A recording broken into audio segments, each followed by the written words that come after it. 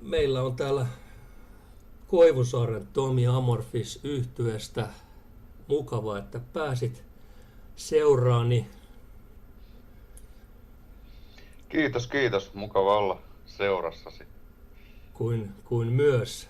Teillä on ollut aikamoista häslinkiä tässä. Julkaisitte viime viikolla teidän viimeisimmän lapsenne Queen of Time -lätyn ja on ollut varmaan aikamoista hulinaa siitä lähtien. Mitkä on fiilikset tällä hetkellä? No hyvät fiilikset, että aina kun levy on tehnyt oikeastaan, niin sitten siinä tulee semmoinen muutaman kuukauden tauko, jolloin tulee aina välillä sitten pyöräytettyä se siinä vaiheessa, kun näitä miksauksia varsinkin alkaa tippua. Ja sitten on niitä päiviä, että miettii, että joo, että se on just semmoinen kuin sen pitikin, ja sitten saattaa olla myös päiviä, että alkaa epäilemään, että onko sitä ihan paska. Mutta se on ihan normaali, näin se menee joka kerta. Ja sitten se jossain vaiheessa unohtaa sen koko homma, ja sitten kun alkaa julkaisu lähestyä, niin alkaa tää haastisrumpa, ja sitten pitää vähän muistella aina, että miten se nyt menikään sen levyn teko ja millainen se levy sieltä on tulossa. Ja sitten alkaa nähdä tietysti näitä ensimmäisiä arvioita, ja se on aina mielenkiintoista seurata sitä. Ja viimeistään siinä vaiheessa sitten, kun levy putkahtaa ulos ja näkee sitä fanien kommentteja ja kuulee niitä, niin se on jännää. Mutta tähän asti on ollut aika hyvää palautetta, että ihan mukava lähteä keikoille. No joo, mä voisin sanoa, että no tietysti me arvioitiin kanssa levy tuolla Nordic Metalissa ja tämä journalisti, joka sen arvioi, niin se oli niin pähkinöinä tuosta levystä, että se antoi 5/5 luonnostaan. Ja se on mahtava. Joo, ja siis mun täytyy myöntää, että mun Facebook-feedi, siis ihan mun henkilökohtainen Facebook-feedi, niin mä en oikeastaan miltään bändiltä nähnyt sellaista, että viime perjantaina, kun tää levy tuli ulos, niin eihän siellä, siis jopa eduskunta unohtui vähäksi aikaa, että ei se ollut helvetti mitään muuta kuin Amorphista. Just. No se on hyvä kuulla, jos on jonkunlaista hypeä ympärillä, mutta kyllä se itsekin huomaa aina silleen, että joskus on ollut semmoinen fiilis, että kun levy tulee ja sitten ihmettelee, että tuliko se tosiaan, että mitäs tässä nyt tapahtui. Joskus siis, kun tässä nyt on aika monta näitä levyjä tehty, mutta kyllä nyt tuntuu, että on ollut paljon kiinnostusta ympäriinsä ja vähän semmoista niinku hyvää hypeä ympärillä. Mahtava juttu. Onks nyt jos sä jälkeenpäin mietit, vähän kaivelet noita aivonystyröitä, niin klassinen kysymys, että onko mitään, mitä oisit tehnyt toisin tämän levyn kanssa? No en oo kyllä en osaa kyllä sanoa. Siis aina on tommonen ajatus, että alkaa miettiä tai sitten on kysymys, mutta joskus siinä on myös semmoinen tietynlainen itsesuojeluvaisto, joka niinku kieltää ajattelemasta, koska se, jos jotain olisi halunnut tehdä toiseen, se tajuisi heti levyn teon jälkeen, niin se alkaisi ehkä vituttaa.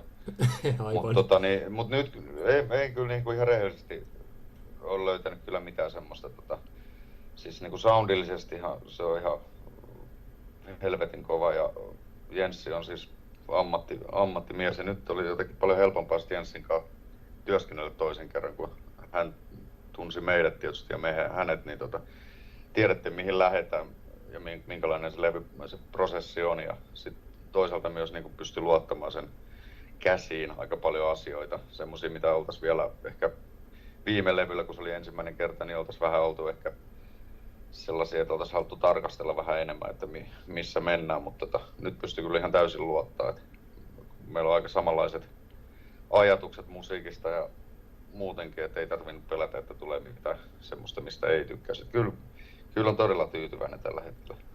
Siis sehän on siis levynä niin sehän on siis aivan jäätävän kova. Mä oon siis nykypäivänä on hirveän vaikea löytää enää siis hyvää musiikkia. Ei haluaisi kuulostaa näin negatiiviselta, mutta tosiasia on se, että tuntuu, että ei oikein hirveästi niin kuin julkaista mitään sellaista, jotka niin kuin pistää semmoisen wow-efektin.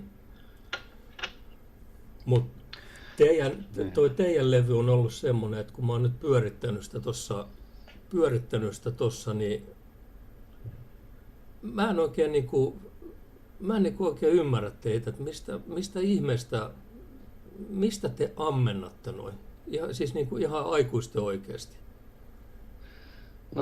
No hienoa kuulla ensinnäkin, mutta siis mä oon itse kelannut joskus samaa, että johtuuko joku, että jotain vanhoja suosikkibändien uusia tuotoksia kuuntelee, niin johtuuko se vaan siitä, että nuorempana on ollut alttiimpi jotenkin ottaa vaan vastaan niitä juttuja, ja siihen ei vaan enää kykene nykyään, mutta en mä usko, että se on pelkästään siitä, että mä luulen, että aika moni bändi sitten tekee silleen, että niillä on sitten yksi biisi ja sitten puskasee levyn pihalle ja lähtee rundille soittaa vanhoja biisejä. Ei siis läheskään kaikki, mutta siis jotkut tämmöisistä vanhoista isoista. Niin mutta meillä nyt on ollut aina se, että meillä on vielä semmoinen kunnianhimoinen fiilis, että eikä me toisaalta olla mikään megabändi, joka voisi vaan roiskasta leveä lähteä stadionkiertueelle. Että kyllä meidän täytyykin yrittää parastamme ja me halutaan yrittää, koska se on nyt ainut oikeastaan, mikä tässä pitää bändin koossa edelleen ja kiinnostavana meille itsellemme, että meillä on kunnianhimoa yrittää koko ajan tehdä sitä parasta levyä ja siihen me pyritään ja siihen tämä rakentuu, että ei meillä ole oikeastaan muuta ajatella tässä levyn teossa se, että jos me ollaan jo kohta 30 vuotta vanha bändi, niin kyllä se pitää tavallaan kuulua myös positiivisella tavalla, ei semmoisena, että kuulostaisi väsyneeltä ja itseänsä toistavalta, vaan kyllä me haluttaisiin, että siinä on myös se tietystä kokemuksesta ja kaikesta, mitä tänä aikana on kuullut eri musiikkeja ja kaikkea, että sen pystyisi käyttämään hyväkseen tavallaan, että ei se, jos on parikymppisten bändi, niin ei niillä varmasti ole niin paljon niin paljon tullut kuunneltua musiikkia kuin meille, siis tietenkään esimerkiksi, niin tai kokemuksia, niin aivan. Ei se välttämättä tarvitse olla huono juttu, olla vanha kubbe. Mutta siis se on yleensä kun bändeiltä kysyy, kun niiltä on tullut uusi levy ulos, että mihin sä niin kun rankkaisit tämän levyn teidän niin kun diskografiassa, niin yleensä poikkeuksetta ne sanovat, että luonnollisesti se on se ykkönen, mutta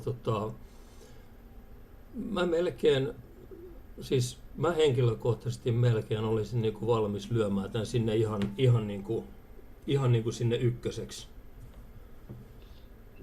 Joo, hyvä kuulla.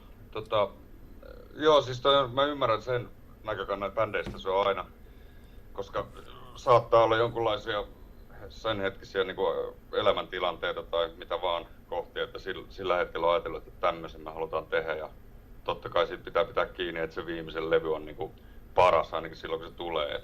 Mutta ja itsestäkin se aina tuntuu siltä, mutta sitten kun menee muutama vuosi eteenpäin, niin yhtäkkiä tajuaa, että okei, toi ei ollutkaan ehkä niin vahva ja tossa oli ehkä sitä ja tätä ja joku, mikä nyt on vahva, niin tajuu myös ne, että okei, että siinä on jotain, mitä olisi voinut tavallaan tehdä toisin, mutta ei nyt halua sitä liikaa ajatella, koska jokainen levyhän nyt on sen ajan niin kuin tämmöinen merkkipaalu. Mutta kyllä mä niin kuin sanoisin, että voi nyt jo sanoa, että tuossa on niin kuin ainakin, sanotaanko, että on onnistunut, niin onnistunut kuin voi noilla biiseillä, mitä nyt tulee mieleen. Että aika sitten näyttää, että mihin se asettuu tuossa omassa mielessä kaikkien levyjen vertailukohteissa, mutta mun mielestä niitä ihan ekoja ei voi enää verratakaan, koska se ei olisi ehkä reiluukaan niitä kohtaan, koska silloin oli kuitenkin tuotanto ei ollut näin korkeatasosta ja soundit ei ollut semmoista, mitä tänä päivänä pystyy tekemään.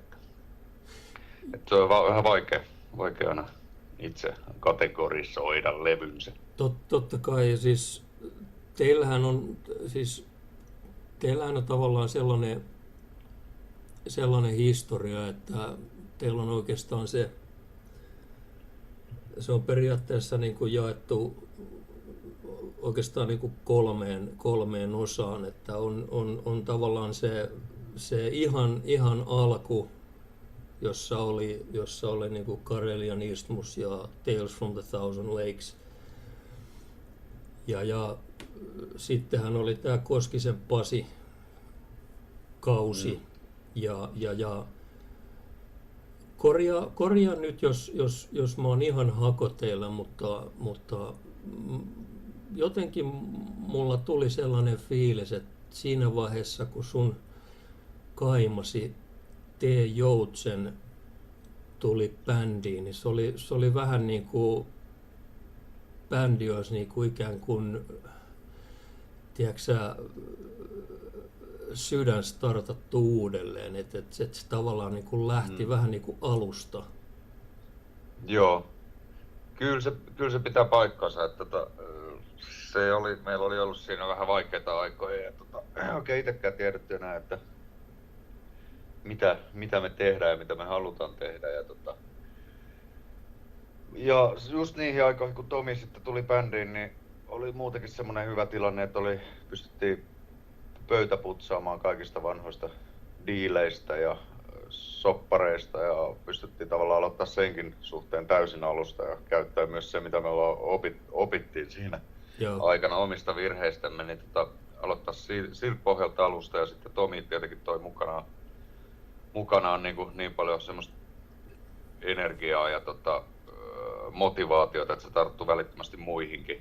Ja toisaalta myös siinä, vaikka niin kuin aloitettiin tavallaan, ei voi sanoa, että aloitettiin alusta, koska tavallaan kun Tomi tuli, niin me pystyttiin eka kerran katsoa vähän niin kuin taaksepäin.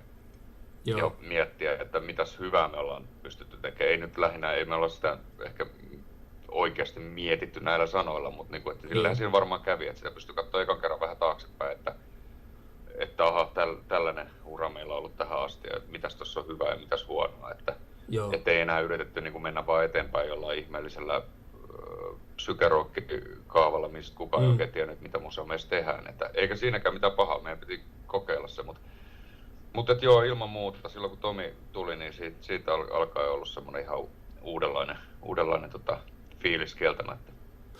Joo, ja siis kyllähän se täytyy niin kuin sanoa herra Joutsenesta, että kyllähän siinä teillä on melko lailla niin kuin täydellinen frontmani. Kyllä joo, on ihan samaa mieltä. Oli kyllä hassua jälkeenpäin, kun muistelee niitä aikoja, kun ei meinannut löytyä tosiaan millään sopimaan vokalistiin. Ja oltiin jo alkamassa instrumentaalilevyä suunnittelemaan ihan tosissaan. Mä ajattelin, että ei meillä ollut missään nimessä tarkoitus, että me lopetetaan tai mitään. Motivaatiot. Mä ajattelin, että pakko tässä mennä eteenpäin, mutta ei haluta ottaa ketään väliaikaista tai semmoista, mikä nyt oikeasti ei niin kuin tunnu oikealta. Sitten kun tuli tää Tomi treenikselle ekan kerran, niin kyllä se niin kuin tiesi heti ennen kuin se alkoi laulaakaan, että nyt on kova jätkä. Niin siis nämä on vähän niin kuin semmosia niin kuin match made in heaven juttuja, että tavallaan hän löysi teidät ja te löysitte hänet ja loppu on historia. Joo, ja täytyy nyt antaa kunnia vielä hänen silloisille bändikavereille, jotka on myös hyviä ystäviä, niin muun muassa Protected Illusion miehiä, eli Virra Erkki ja Make Mäkkinen, niin, jotka mulle suositteli silloin, tai Makea alun perin, että mä valittelin, että ei laulaja, niin että ottakaa heidän laulajansa. Se oli sinänsä aika avokätinen tarjous.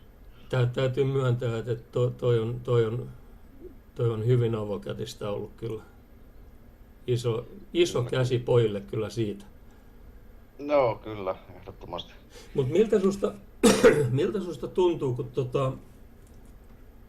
sä varmaan, että siis jos nimenomaan sua haastatellaan, niin varmaan et ole ainuttakaan haastattelua tehnyt, jossa ei oltaisi tavalla tai toisella viitattu Tales from the Thousand Lakes -levyyn.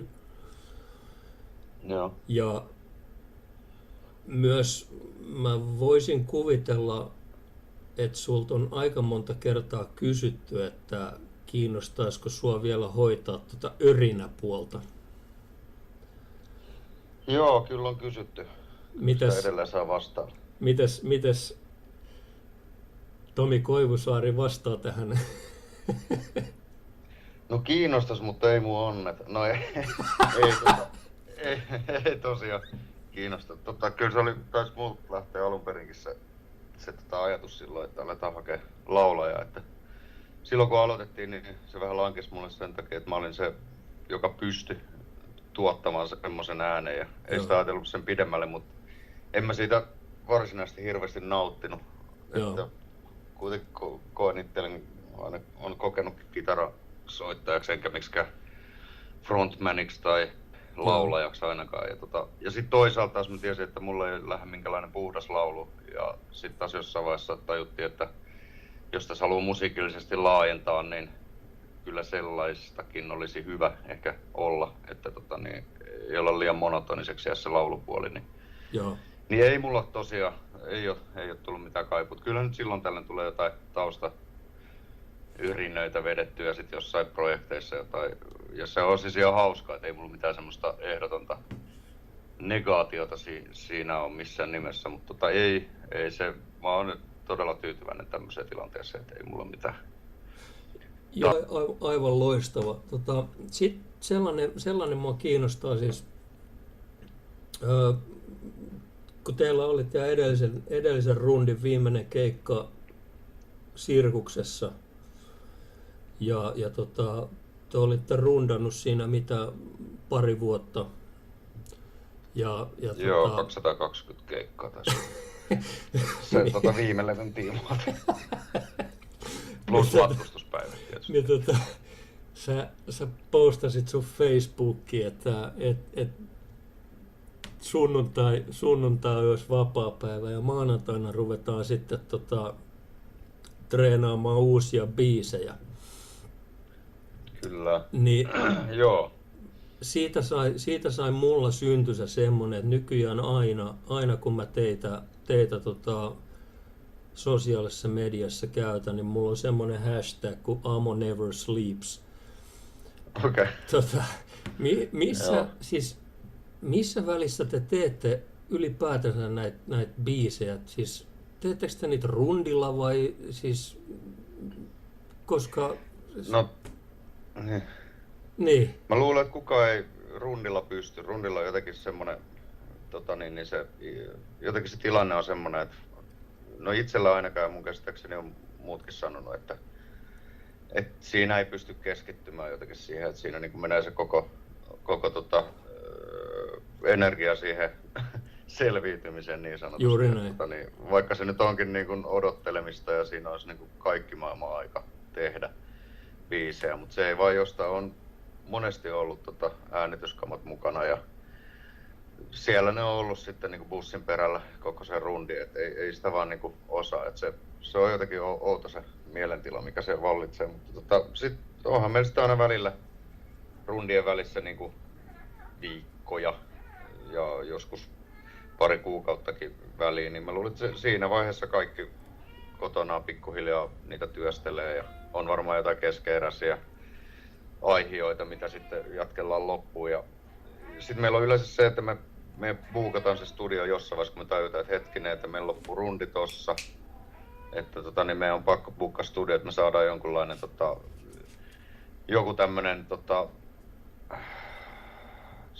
siis jos meillä ei ole minkäänlaista päivämäärää olla lukittu, niin me ei tehdä asialle mitään. Mutta jos meillä on, niin me tarvitaan se ehdottomasti, että lokakuussa aletaan vaikka tekemään uutta levyä ja me buukataan se vaikka vuotta aikaisemmin. Joo. Sitten me vaan nytkin tajuttiin se, että ei me ehditä tässä treenaa missään mitään, että meidän pitää aloittaa se treenaaminen välittömästi. Ja sitten me alettiin lähettelee ehkä siinä rundilla jo niitä demoaiheita toisille, että pikkusen pääsi siihen tutuksi niihin biiseihin. Joo. Mutta sillä se melkein meidän tapauksessa pitää tehdä. Ja sitten tavallaan mentiin samalla höyryillä toi levy vielä, kun mitä oltiin siitä rundaamista jäänyt. Että ei tarvinnut opetella kitaraa soittamaan uudestaan tai muita instrumentteja. kun lähtee suoraan, niin on hyvin sormenpäät kovettuneena ja nyt... hyvä soitto, tatsia yhteensoitto, niin se oli jotenkin tavallaan helppo ja sitten tavallaan ties sen, että sitten kun se on tehty, niin sitten on niin sanottu loma. Joo. Edessä. Mutta siis tehän ette oikeasti hirveästi lomaile. Siis... No ei me kyllä hirveästi lomaile, se on ihan totta. Mutta nyt meillä oli ekan kerran tämmöinen monen kuukauden, varmaan 12 vuoteen, mutta kyllä sitä huomaa, että sitä vähän niin pyörittelee peukaloita ja joo. Tulee vähän semmoinen olo, että niin kuin jotain pitäisi tehdä, että on niin kuin, ollakseen niin kuin ihminen. Kyllä sitä nyt tietenkin perusarjesta päivät täyttyy, mutta kyllä sitä on niin tottunut jotenkin tähän tietynlaiseen elämäntyyliin, että sitä ei osaa olla ihan jouten. Tosin olen mä tässä tehnyt yhden projektibändin kanssa jo EP:n tässä välissä ja sitten toisen projektibändin kanssa treenattu levyllinen biisejä, että ei tässä nyt ihan toimettomana olla oltu. Muutama juttu vielä. Mulla on kun oli puhetta tästä, että kun mulla on näitä apureita ympäri maailman, niin mulla on yksi tuolla Los Angelesissa, joka itse asiassa tuntee teidät, mutta pidetään nyt incognitona tässä, niin kertoi, että siellä on hänen naapurustossaan sen niminen ravintola kuin Queen of Thai. Aha, selvä. Pitääpä mennä käymään. Alkaako sitä P-llä tää kaverin nimi? Itse asiassa ei. Vai R? On kyseessä itse asiassa tyttö. Aha, okei. Joo, ja hän sanoi itse asiassa, että kun hän tapaa teidät, niin hän vie teidät sinne syömään. No niin, pitää käydä kokeilemaan sitten.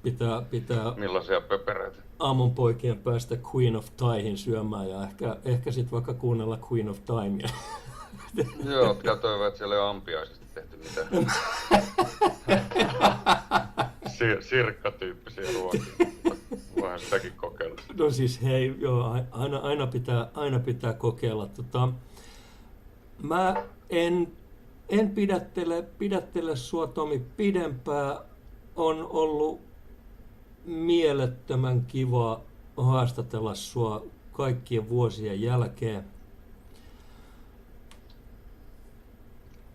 Kiitos samoin. Mahtava kuulla sunkin ääntä tässä. Niin Tulet kuulemaan sitä jatkossa enemmänkin. Ja ei mitään muuta kuin bändille kovasti terveisiä ja onnea ja menestystä uuden levyn tiimoilta. Ja teillä on aika paljon rundipäiviä lyöty jo lukkoon, niin pääsette sitten sormia pyörittelemästä. Kyllä. Juu, kiitoksia itsellesi haastatteluksesta. Ja hyvät jatkot, eiköhän me törmäillä jossain.